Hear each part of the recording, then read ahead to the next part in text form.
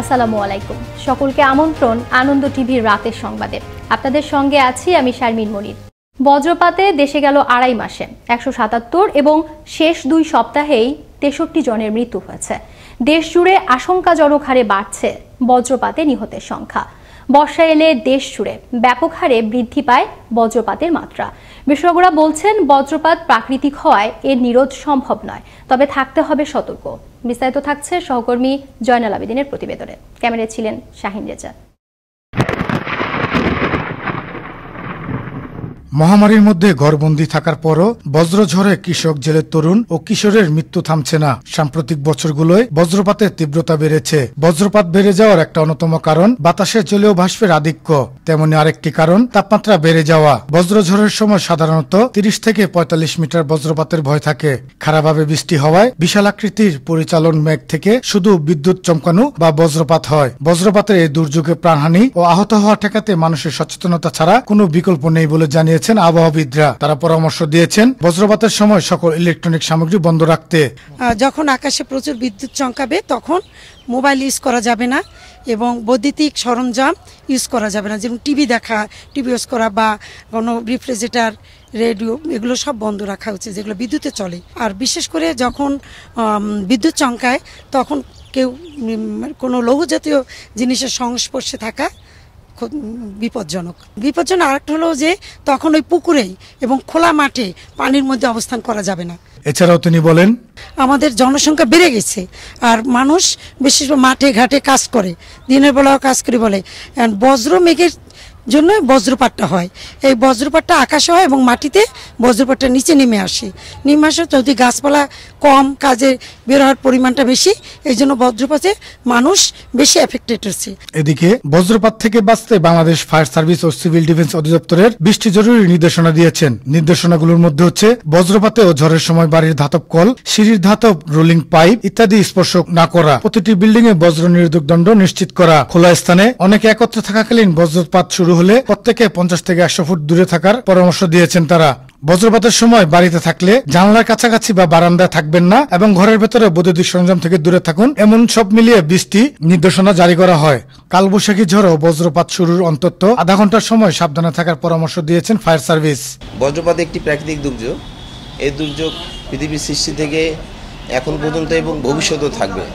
তবে এ থেকে আমাদেরকে ক্ষতির হাত থেকে রক্ষা পেতে হলে আমাদেরকে বজ্রপাতের কিছু নিয়ম অবশ্যই মেনে চলতে হবে। প্রথমত, বজ্রপাত হলেই ঘরের বাইরে বের হওয়া যাবে না। একটু হলেও সাবধানতা অবলম্বন করে ঘরে থাকার চেষ্টা করতে হবে। আমাদের বাসাবাড়িগুলোতে সবগুলোতেই এলপিএস সিস্টেম রাখতে হবে। দ্বিতীয়ত, আমরা খোলা জায়গায় আমরা যখন থাকবো তখন বজ্রপাতের কোনো পূর্বাভাস দেখলে বা আকাশে মেঘ দেখলে, গর্জন দেখলে আমরা দ্রুত সেখান থেকে ফিরে আসব।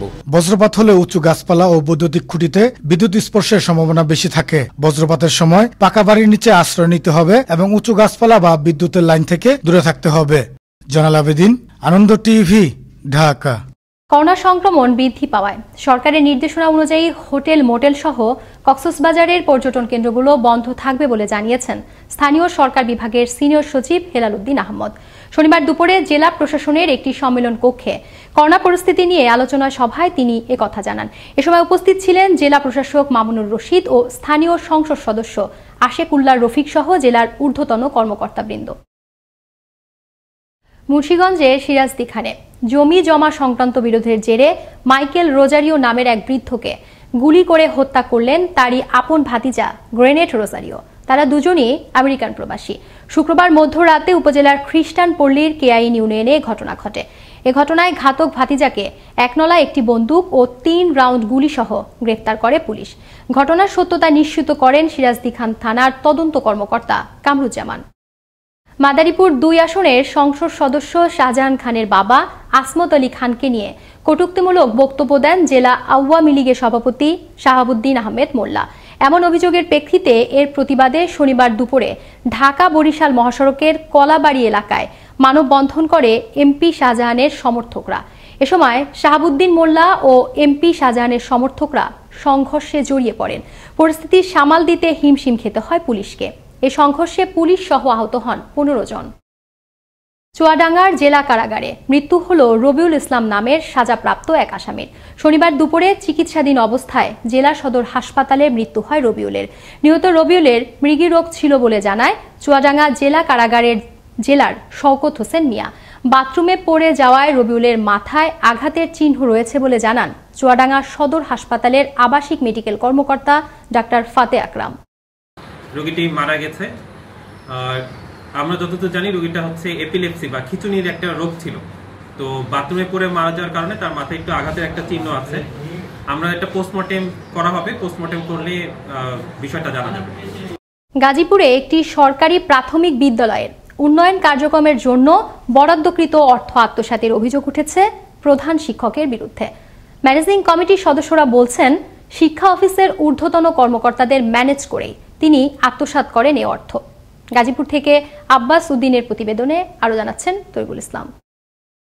গাজীপুরের শ্রীপুর উপজেলার কাউরাইদ ইউনিয়নে অবস্থিত বাপ্তা ঈদগাহ সরকারি প্রাথমিক বিদ্যালয় করোনা পরবর্তী সংস্কার ও মেরামতের জন্য চলতি অর্থ বছরে 2 লক্ষ টাকা বরাদ্দ দেওয়া হয়, কিন্তু বিদ্যালয়টির প্রধান শিক্ষক মাত্র 70 থেকে 80 হাজার টাকা খরচ করে বাকি অর্থ আত্মসাৎ করেছেন বলে অভিযোগ করেছেন অভিভাবক ও ম্যানেজিং কমিটির সদস্যরা। হ্যাঁ বলছে কাজ করেন, আমরা বলছি টাকাটা সভাপতিকে জমা দাও, আমরা কাজ স্টার্ট করি। হ্যাঁ এখন তো জমা দিছো না, আমাদের কোন কাজ হইতেছে না। যে হিসাব দিচ্ছে সে, তাতে হিসাবে দেখলাম তার আকাশ পাতাল ব্যবধান। আমাদের ধারণা যে সর্বোচ্চ সে 70 থেকে 80 হাজার টাকার কাজ করতে পারে, আর সম্পূর্ণ টাকা সে আত্মসাৎ করছে। 8,000 টাকার কাজ হয়েছে, বাকি যে টাকাটা আছে এই টাকাটা মাস্টারের কাছে আছে।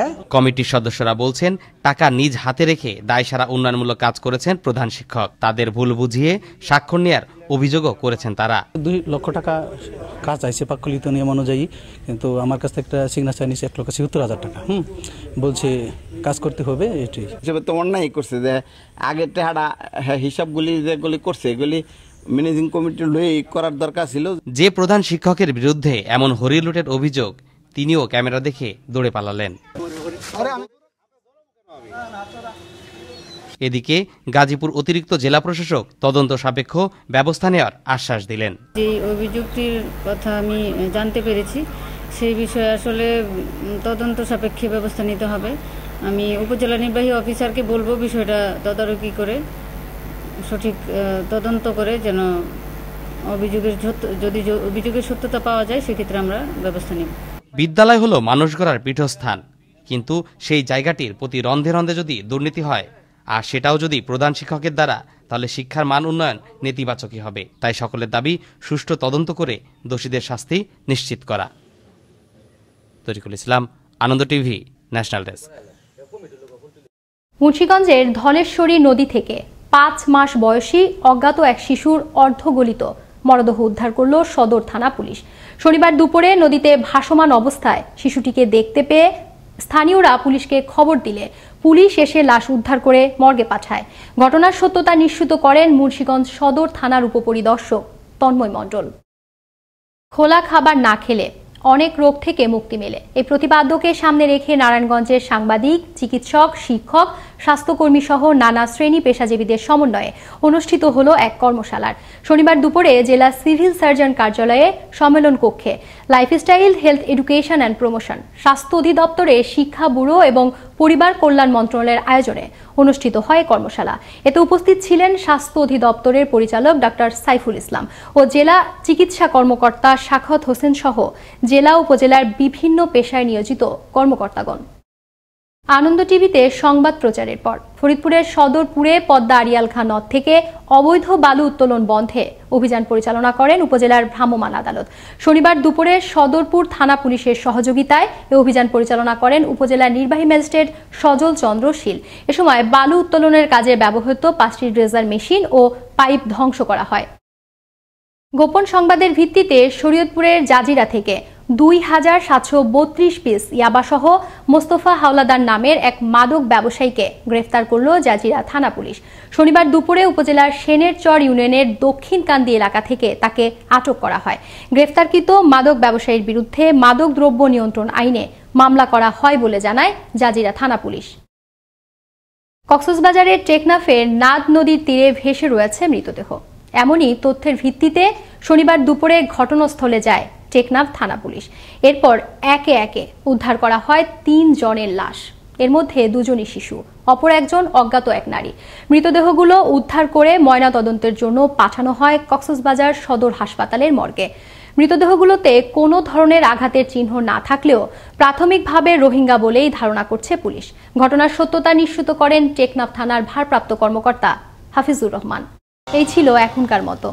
আনন্দ টিভির সর্বশেষ সংবাদ এবং বিনোদন সবার আগে দেখতে ভিজিট করুন www.facebook.com/anondtvbds।